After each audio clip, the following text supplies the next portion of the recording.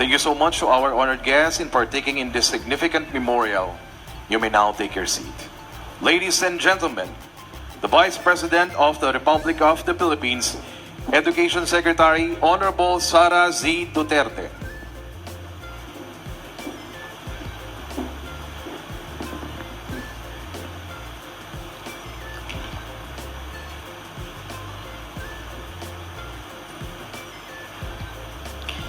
Your Excellencies, mga kababayan, ladies and gentlemen, madayaw, mayong adlaw kaninyong tanan, magandang araw sa inyong lahat, good day to everyone. Today we come together to their unwavering bravery in the face of relentless persecution and their remarkable strength in the midst of adversity.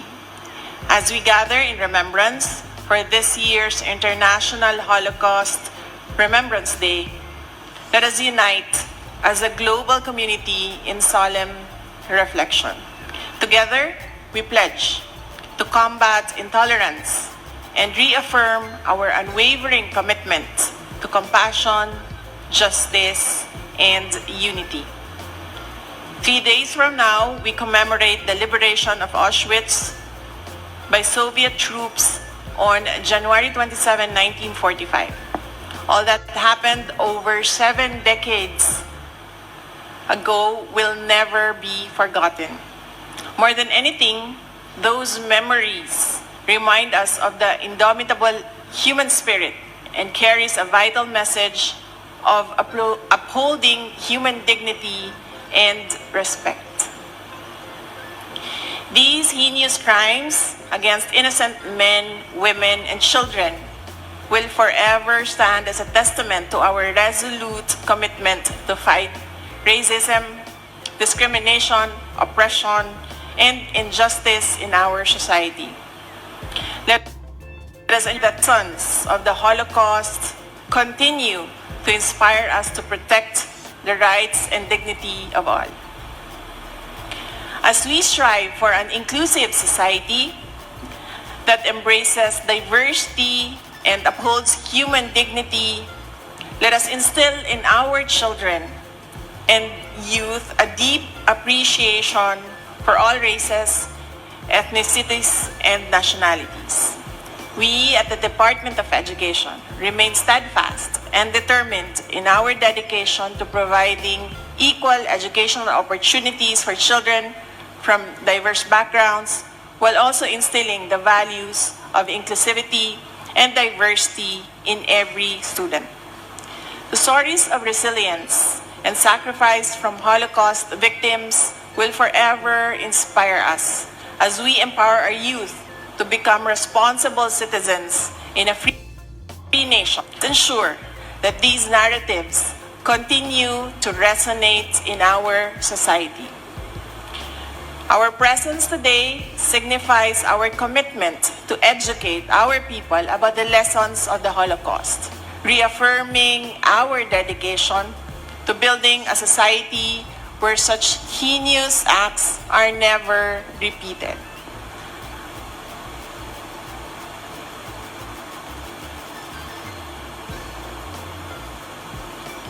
I take this time to express our heartfelt gratitude to the Embassy of Israel in the Philippines for their continuous collaboration with the Department of Education in commemorating this event since 2022.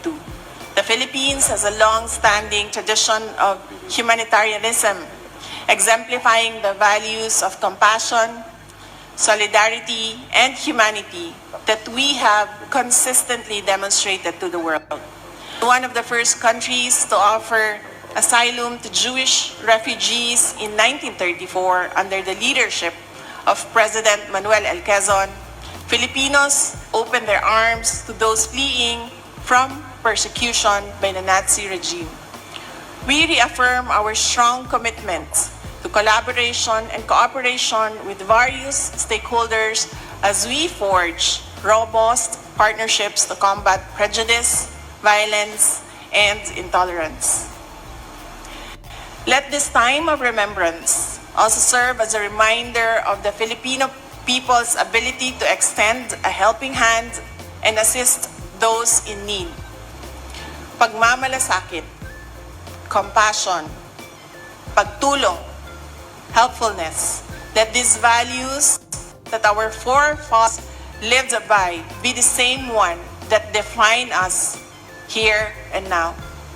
We are confident that our continuous efforts will nurture strength in our youth, emphasizing the power of unity regardless of our diverse backgrounds.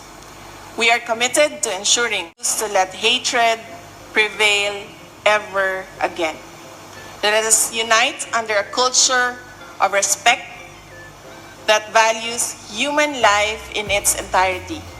Together, we will stand against tyranny in defense of democracy, champion freedom over oppression, and progress with compassion, dignity, and respect for all. A solemn and meaningful remembrance to all. Thank you.